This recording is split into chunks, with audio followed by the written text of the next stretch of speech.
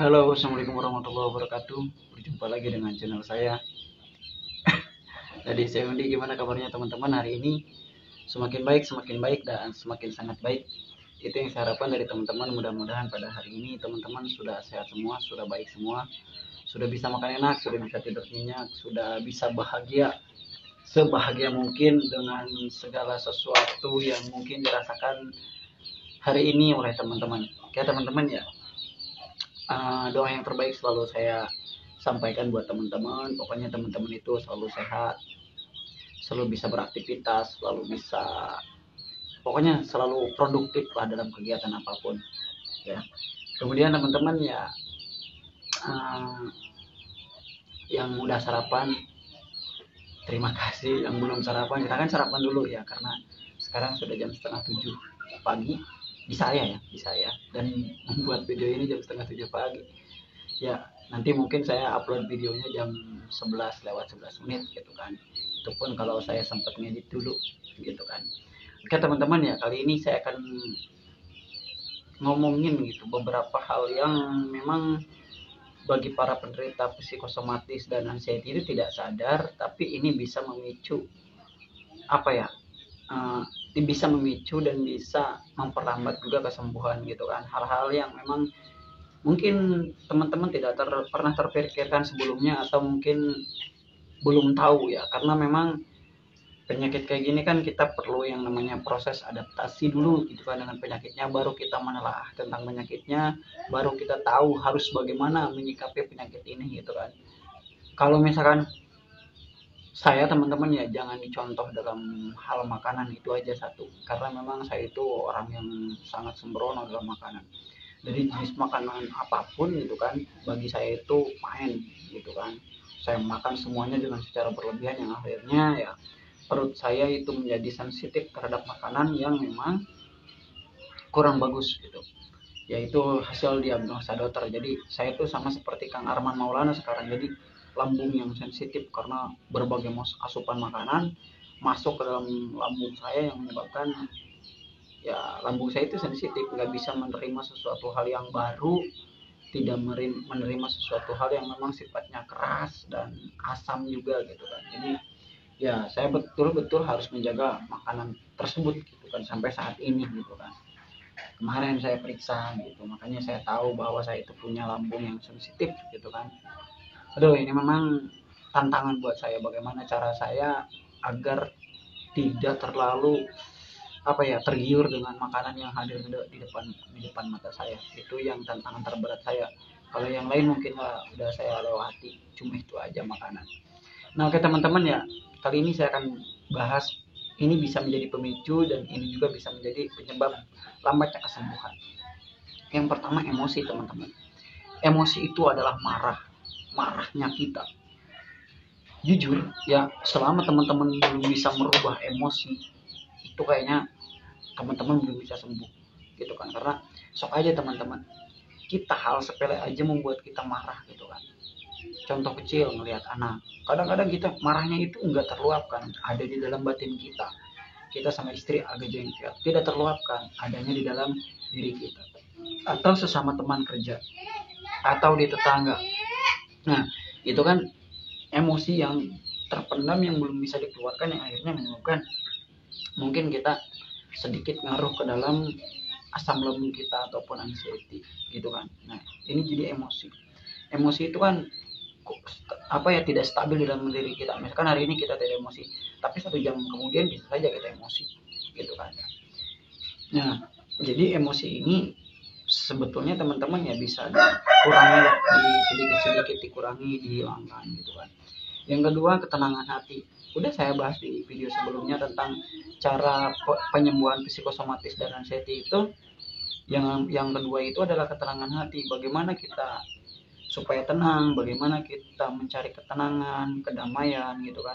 Karena gini, umumnya gitu kan, umumnya sifat penderita anxiety dan psikosomatis itu salah satunya itu adalah perasaan tidak tenang. Ketika mereka ada satu hal di dalam diri kita, kita merasa tidak tenang. Contoh kecil kejadian kemarin saya gitu kan, jam 12 malam saya ingin diinfus dan jam 12 malam saya ingin dirawat, karena ketidaktenangan hati saya yang menyebabkan saya seperti itu.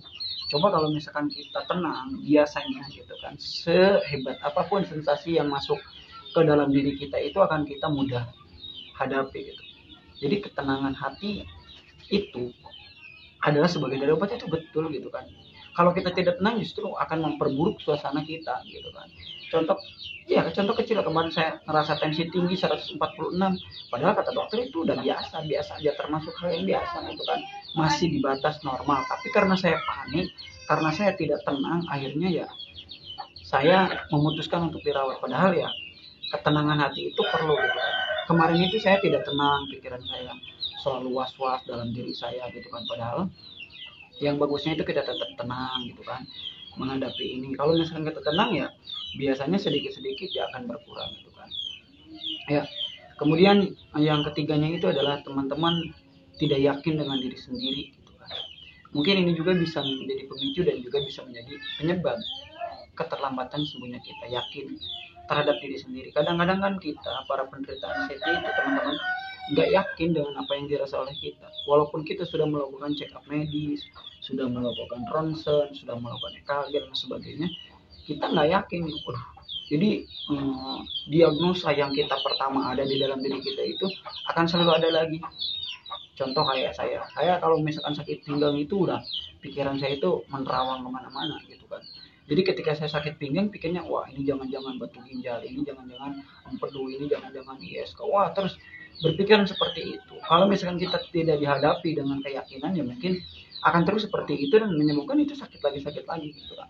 Jadi kita tidak yakin aja dengan diri sendiri gitu kan, tidak yakin dengan diri sendiri, yang menyebabkan kita mungkin ya ingin periksa lagi kayak saya kemarin gitu kan. Itu efek dari memang kita tidak yakin dengan apa yang kita rasakan, apa yang kita hadapi saat ini gitu kan. Ya kalau misalkan masih belum yakin ya masa kita mau cek-cek lagi gitu. Saya juga gitu teman-teman, kadang-kadang saya ingin ngecek lagi, apalagi di area pinggang kalau udah sakit, aduh saya tuh udah pengennya periksa USG dan sebagainya seperti itu. Nah oke teman-teman ya, kemudian yang selanjutnya itu adalah belum bisa menerima keadaan kita yang seperti ini gitu kan. Nah kita itu, saya pribadi itu belum bisa menerima dengan saya masih membayangkan saya yang dulu sehat, saya yang dulu bisa kemana-mana, saya dulu yang bisa bebas ngopi, bebas merokok gitu kan. Jadi saya belum bisa menerima ke sana gitu kan. Dulu kan saya wah ke sana ke sini gitu kan, merokok, ngopi bebas terus dan sebagainya. Nah, saat ini saya belum bisa menerima seperti itu. Jadi yang saya pikiran itu, duh kok kenapa ya saya sekarang itu nggak bisa ngopi, nggak bisa ngerokok, nggak bisa bebas makan, nggak bisa kesana kemari, nggak bisa itu. Saya itu belum bisa menerima saat-saat ini gitu kan. Kalau kemarin-kemarin itu selama 3 tahun itu saya sudah bisa menerima dengan keadaan saya yang baru gitu kan, udah bisa menerima ya gitu. Tapi nah saat-saat ini sejak kejadian kemarin lebaran itu saya kembali perasaan itu ada gitu kan. Jadi perasaan seolah-olah saya tuh nggak mau banget dengan keadaan saya seperti ini gitu kan, nggak mau banget gitu kan, nggak nerima lah dengan keadaan seperti ini. Itu saya sekarang gitu kan.